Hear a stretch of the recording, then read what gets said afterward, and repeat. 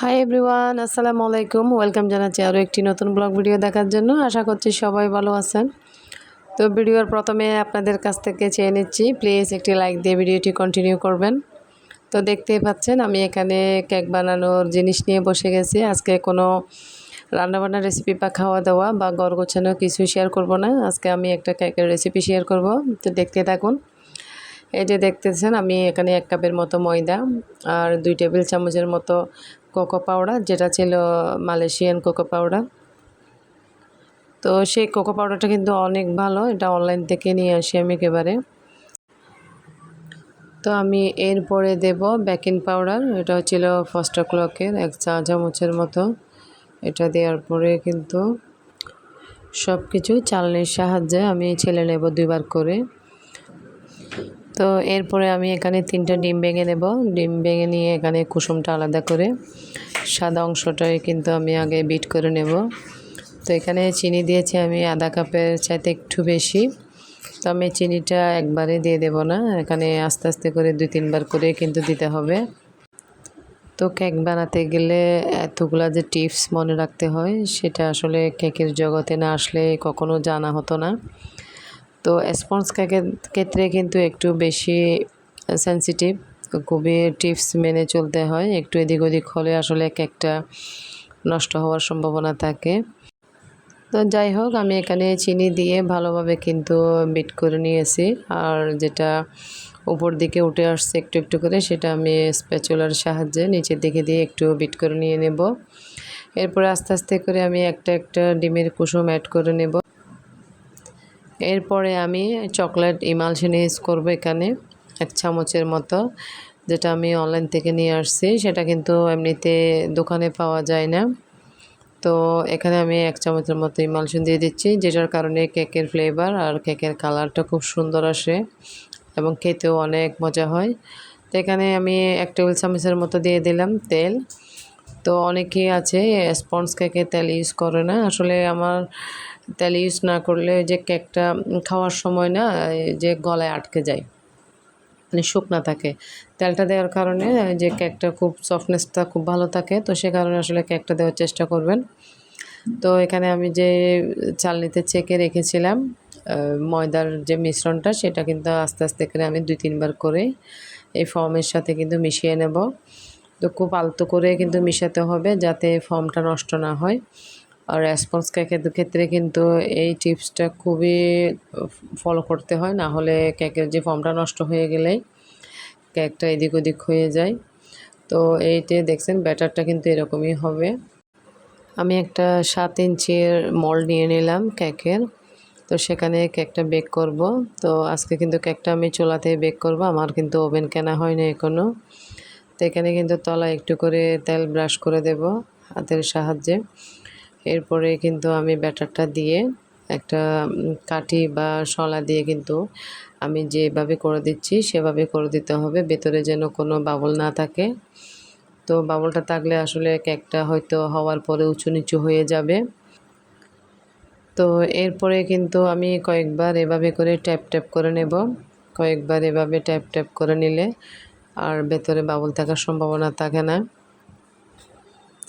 তো এখানে কিন্তু আমি চুলায় এর 5 মিনিট আগে আমি একটা হাঁড়ি গরম করতে দিয়েছি, যেটা প্রো হিট একদম গরম হয়ে গেছে। তো এটা দেওয়ার পরে কিন্তু আমি কেকটা দেব। গরম হওয়ার পরে উপরে একটা শিল নোড়া বা কিছু একটা দিলে যে বাইরে ভাপ যাওয়ার সম্ভাবনা থাকে না। তো এভাবে করে কিন্তু 25 মিনিটের মতো আমার সময় লেগেছে কেকটা হতে। মাশাআল্লাহ, তো দেখতেই পাচ্ছেন আমার কেকটা কিন্তু খুব সুন্দর এবং সমানভাবে কিন্তু বেক হয়েছে।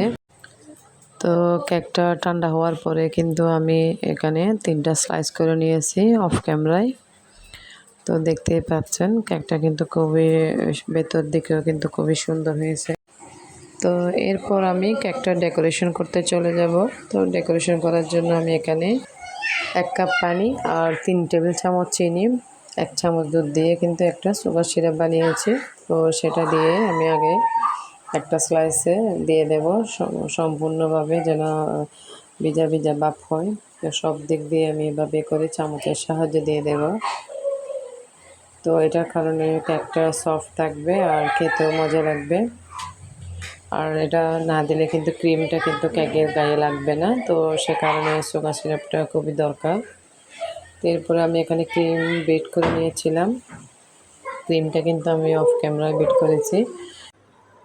তো এরপর আমি একটা প্লেট নাইফের সাহায্যে কেকের যে ব্যাটারটা, ক্রিমটা এটা সুন্দর করে কিন্তু কেকে লাগিয়ে নেব। আস্তে আস্তে করে কিন্তু এই কাজটা করতে হবে। তো এই নাইফ ছাড়া কিন্তু কেকটা ডেকোরেশন করা মুশকিল, এটা দরকার।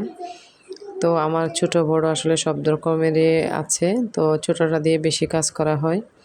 তো এরপরে আমি একটার উপর একটা কিন্তু 3টা স্লাইস দিয়ে কেকটা এভাবে কিন্তু কভার করে নিয়েছি। উপর দিকে একটু সাদা আর হালকা পিঙ্ক কালারের শেড রেখেছি, যাতে তাইবা খুশি হয়ে যায়, ও আসলে পিঙ্ক কালারটা খুবই পছন্দ করে। তো যে কোনো কিছুতে আসলে খেলনা বলো আর কাপড় চোপড়ে কিন্তু পিঙ্ক কালারটা লাগবে ওরকম অবস্থা। তো আমি এখানে একটা 1M নজল দিয়ে কিন্তু কিছু ফুল দিয়ে দিচ্ছি। তো আমি অত সুন্দর করে পারি না, তারপরেও কিন্তু চেষ্টা করে যাচ্ছি। তো ভুল ত্রুটি হলে ক্ষমা সুন্দর দৃষ্টিতে দেখবেন। তো এখানে কিন্তু আমি আরেকটা কালার করে নিয়েছি। তো যেটা ছিল একটু বেগুনি আর লাল কালার, মধ্যে 2টা কালার একসাথে মিশিয়ে কিন্তু এই কালারটা আসছে। কেকের এই কাজগুলা কিন্তু প্র্যাকটিসের উপর নির্ভর করে, যে যতই বেশি প্র্যাকটিস করতে থাকে তার হাতের কাজও সুন্দর বেশি হয়। তো আমি আসলে প্র্যাকটিস করে যাচ্ছি। আসলে প্র্যাকটিসে থাকতে হবে, যে কোনো কাজ যতই চর্চা ততই ভালো। তো যেমন ফাইনাল লুক কেকের, তো আমার এখনও কিন্তু হাতের লেখাটা অত ভালো হয় না। তো এখনও লিখতে গেলে কিন্তু হাত কাঁপে। তো এমনিতে যেটা ভালো হয় সেটা কিন্তু আজকে যে ভিডিও করতেছি আরও বেশি হাত কাঁপতেছে। আজকের লেখাটা কিন্তু আরও বেশি খারাপ হয়েছে। তো এখানে কিছু স্প্রিঙ্কেল দিয়ে দেবো আমি হোয়াইট কালারের, আর দুটো এখানে আমি টপার রেডি করেছি চকলেট দিয়ে। তো চকলেট দিয়ে টপারটা আর দেখালাম না, এটা আমি অন্য ভিডিওতে দেখাবো। তো এখানে টপারগুলো আসলে বাচ্চারা খেতে অনেক পছন্দ করে, তো আমি একটাকে দুটো করে 4টা টপার করেছি এখানে।